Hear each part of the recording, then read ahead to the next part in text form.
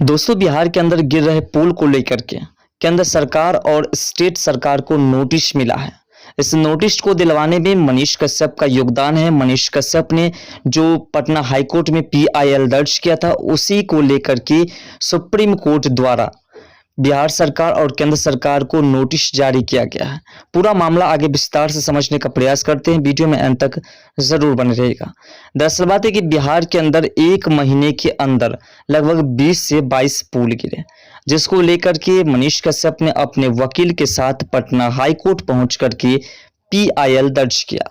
जिसमें बिहार सरकार और केंद्र सरकार के द्वारा जो कंस्ट्रक्शन का काम चल रहा था, जिस कंपनी को ये प्रोजेक्ट दिया गया था और उस कंपनी द्वारा इससे पहले भी कई पुल गिराए जा चुके थे, तो उन सभी बातों को लेकर के मनीष कश्यप ने पीआईएल अपने वकील के साथ पटना हाईकोर्ट में दर्ज कराया था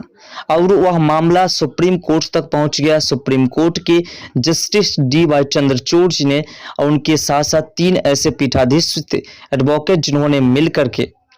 बिहार सरकार और केंद्र सरकार को नोटिस जारी किया है। बिहार सरकार की ओर से भी इस पर प्रतिक्रिया दी गई है, उसे भी आगे समझने का प्रयास करेंगे। लेकिन फिलहाल सुप्रीम कोर्ट ने बिहार सरकार और केंद्र सरकार को नोटिस जारी करते हुए स्पष्ट तौर पर कहा है कि बिहार के अंदर जो पुल गिरने का सिलसिला है, इस पर रोक लगे। साथ साथ बिहार के अंदर 68,800 वर्ग किलोमीटर ऐसा एरिया है जो पूरी तरह से बाढ़ग्रस्त है, और उस क्षेत्र के जो बाढ़ के समय में पुल गिरते हैं तो सबसे ज्यादा उस क्षेत्र में रहने वाले लोगों को परेशानी होती है, जिसको लेकर के जब वकील साहब और मनीष कश्यप मिलकर के पीआईएल दर्ज किए थे, जनसेवा की बात किए थे, तो उस पर यह मामला सुप्रीम कोर्ट तक पहुंच गया। सुप्रीम कोर्ट ने इस पर संज्ञान लेते हुए पूरी तरह से अपना एक्शन दिखाया है और साथ साथ बिहार सरकार को पूरी तरह से घेरने का काम किया है। अब यह मामला काफी गंभीर रूप ले चुकी है और इस गंभीरता के साथ जो है बिहार सरकार और केंद्र सरकार की मुश्किलें भी बढ़ चुकी है।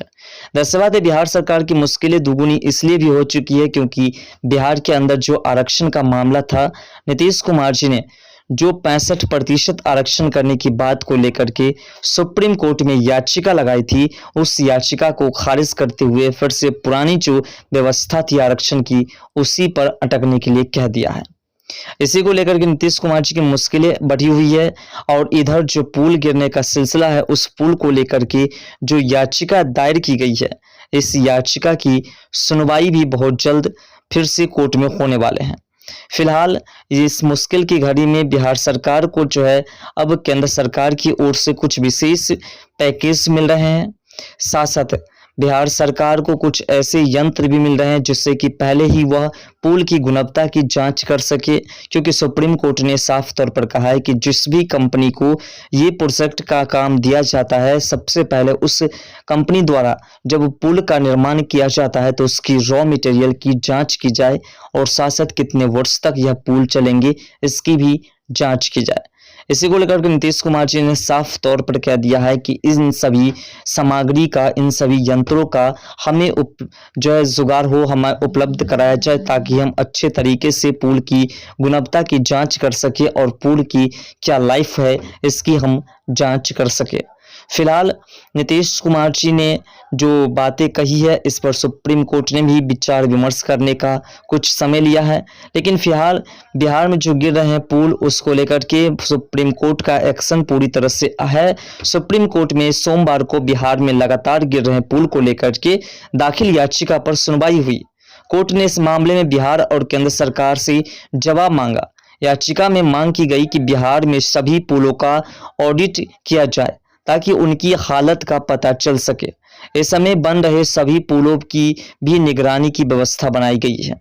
दरअसल बात है कि पटना हाईकोर्ट में जब मनीष कश्यप ने अपने वकील के साथ पीआईएल दर्ज किया था, तो उस पीआईएल ने ये भी बिहार सरकार की सुविधा के लिए मांग की गई थी कि जो क्षेत्र में लोग हैं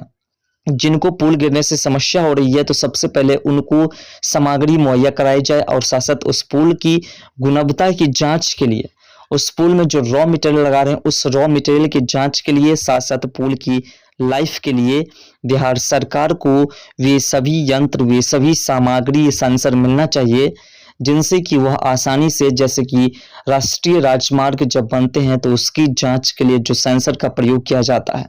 उन्हीं सेंसर को यहाँ भी प्रयोग करने के लिए दिया जाए। साथ साथ यहाँ एक टीम गठित करके दिया जाए ताकि सभी पुलों की जांच हो सके, सभी पुलों की निगरानी हो सके और देखा जा सके कि किस प्रकार से पुल में रॉ मटेरियल का इस्तेमाल किया जा रहा है। कुल मिलाकर के मनीष कश्यप ने अपनी सरकार के खिलाफ भी आवाज उठाने से पीछे नहीं हटा और यही कारण है कि ये बातें आगे गंभीरता से बढ़ चुकी है। सुप्रीम कोर्ट की ओर से बिहार सरकार को जो झटका लगा है उससे केंद्र सरकार को भी झटका लगा है। दरअसल बात है कि बिहार के अंदर गिर रहे पुल को लेकर के जनता भी नाराज है और 2025 में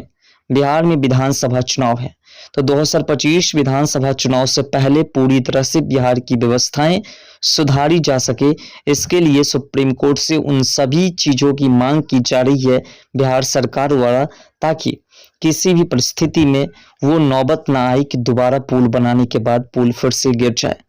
क्योंकि आप भी जानते हैं कुछ ऐसे ही पुल हैं जो निर्माणाधीन थे, कुछ ऐसे पुल हैं जो उद्घाटन से पहले गिरे, कुछ ऐसे पुल हैं जो पूरी तरह से बन करके तैयार थे और अचानक उसका पिलर धंस जाता है। तो कुल मिलाकर के मनीष कश्यप की याचिका ने बिहार के अंदर गिर रहे पुल की सिलसिले पर विराम चिन्ह लगाने का प्रयास किया है। मनीष कश्यप की इस याचिका से बिहार के अंदर गिर रहे पुल पर अब विराम चिन्ह लगेंगे, कोई पुल नहीं गिरेगा। इसकी गुणवत्ता की जांच होगी, इसकी लाइफ क्या है इसकी जांच होगी। सुप्रीम कोर्ट द्वारा उन सभी सामग्री को मुहैया कराया जाएगा और साथ साथ उन सभी जांच कमेटी को भी बिहार के अंदर एकत्रित करवाया जाएगा ताकि बिहार के अंदर जो बन रहे पुल है, जो इंफ्रास्ट्रक्चर का काम हो रहा है, उसमें किसी तरह की कोई भ्रष्टाचार ना हो। आपको याद होगा 2022 में जब पहली बार पुल गिरे थे तो उसके बाद मनीष कश्यप ने उस पर आवाज उठाया था और कुछ ही समय बाद उस वक्त के डिप्टी सीएम ने मनीष कश्यप को जेल करवा दिया। उसके बाद जब मनीष कश्यप फिर से बाहर निकले तो उनकी पब्लिसिटी और मजबूत हो गई और उसके बाद फिर से मनीष कश्यप ने केंद्र सरकार और बिहार सरकार के द्वारा बनाए जा रहे बिहार के अंदर पुल जब गिरने का सिलसिला बढ़ा तो फिर से मनीष कश्यप ने सरकार के खिलाफ कोर्ट में याचिका लगानी शुरू कर दी, क्योंकि फिर जानते थे कि अगर इस प्रकार के मामले को हम आगे बढ़ाते हैं, सिर्फ हम रिपोर्टिंग करते हैं, तो ये सरकार हमारे ऊपर कार्रवाई तो नहीं करेगी, बस फिर से उस काम को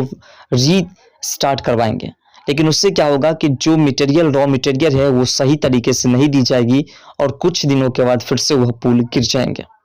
इसलिए मनीष कश्यप ने न वीडियोस न माइक के माध्यम से बल्कि पटना हाईकोर्ट के माध्यम से बिहार के अंदर गिर रहे पुल पर संज्ञान लेने का प्रयास किया है। फिलहाल आपको क्या लगता है कि अगर इन सभी व्यवस्थाओं को उपस्थित करा दिया जाएगा बिहार के अंदर, तो क्या बिहार के अंदर जो पुल गिरने का सिलसिला है क्या वो रुक सकेगा या नहीं? अपना राय कमेंट सेक्शन में जरूर दीजिएगा। फिलहाल मनीष कश्यप के इस काम को आप कितना पसंद करते हैं और क्या ऐसा काम करने से मनीष कश्यप अगर 2025 में विधानसभा चुनाव लड़ते हैं तो क्या फिर से मनीष कश्यप पर जनता विश्वास कर उन्हें दोबारा जीत दिलाएंगे या नहीं, या फिर जिस तरह से 2025 और 24 लोकसभा चुनाव में मनीष कश्यप के